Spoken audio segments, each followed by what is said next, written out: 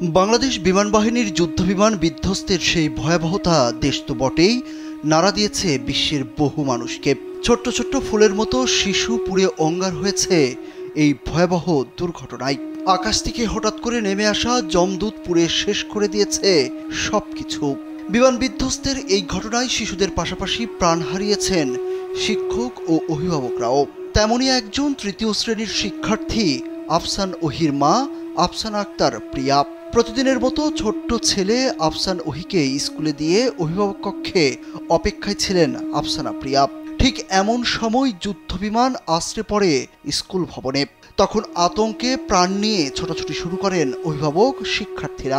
কিন্তু জীবনের মায়া ছেড়ে বিস্ফোরণ, আগুন কোনো কিছুকেই তোয়াক্কা না করে সন্তানের খোঁজে ঝাঁপিয়ে পড়েন আফসানা। এই ঘটনার কিছুক্ষণ পরেই অক্ষত অবস্থায় উদ্ধার হন আফসান ওহি, কিন্তু তার মায়ের কোনো খোঁজ মেলে না। প্রিয়া বেঁচে আছে নাকি মারা গেছে জানত না পরিবার।